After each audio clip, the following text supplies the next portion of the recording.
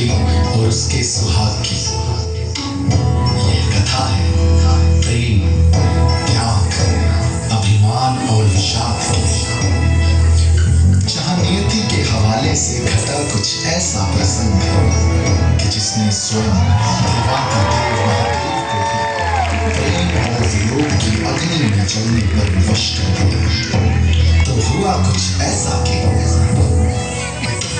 राजा दक्ष थे सती के पिता और सती थी शिव की पत्नी। पर्वत कैलाश था शिव का पता, जहां धुन में वो रहते अपनी।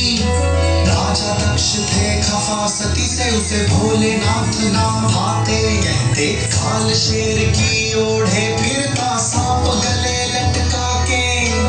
और भी तो थे देवता जग में, तू उनसे ब्याह रचाती। महलों को ठोकर मार चली, तुझे बर्फ गुफा की भांति। तुझे बर्फ गुफा की भांति। माता सती जवाब में कहती हैं, आप मेरी चिंता ना करें, मैं सभी देवताओं का सम्मान करती हूँ, मगर मेरे जीवन में महादेव का अतुलनीय स्थान है और शायद आपने उनका आकलन सही से नहीं किया, क्योंकि है देवों के वो देव प्रभु श्री महादेव कहलाते। तीनों लोक के ज्ञाता वो चोटी पर ध्यान लगाते। भोले भाले सरल बड़े पर महाकाल कहलाते।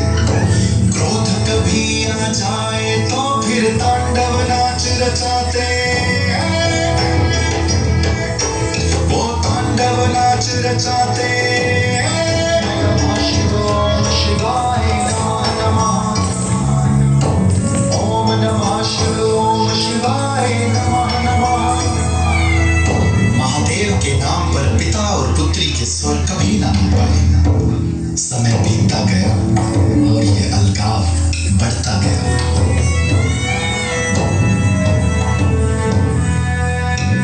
एक बार की बात, दक्ष ने महायज्ञ बिठवाया। सभी देव आमंत्रित थे, शिव सती को ना बुलवाया। बात सती तक जब ये पहुंची, क्रोध उसे बड़ा आया। जा पहुंची शंभू के पास, जा मसला उनको बताया।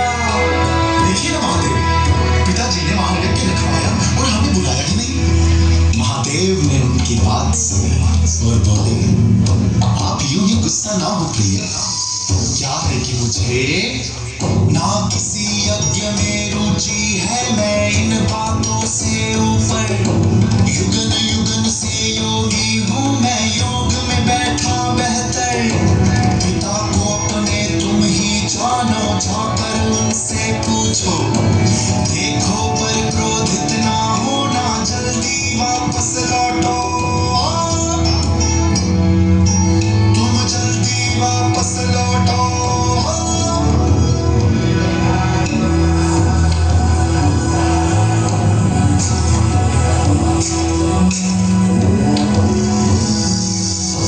महायज्ञ में विघ्न टल गया, सती वहां जब पहुंची।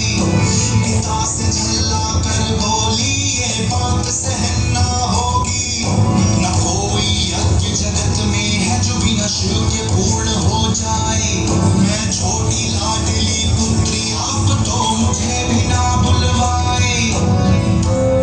राजा दक्ष ने इस लाछन का जवाब सतत स्नेहहीन भाषा में देते हुए, यज्ञ के स्थल पर खड़ा हूँ मैं, ना झूठ कहूंगा तुमसे। इस प्रश्न का उत्तर भी ना दूं, तुम्हें पीड़ा होगी सुन के। आप सही बोल रहे हैं।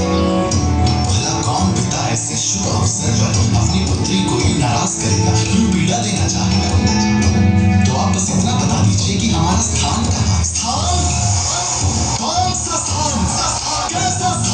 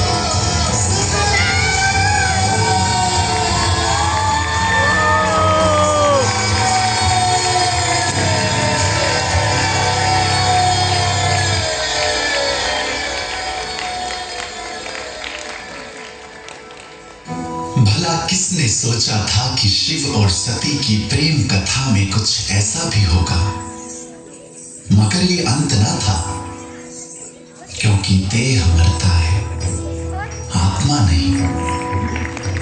और फिर माता सती ने दोबारा जन्म लिया, पार्वती माता के रूप में, और महादेव की अर्धांगिनी बन इस प्रेम कथा को हमेशा हमेशा के लिए अमर कर दिया।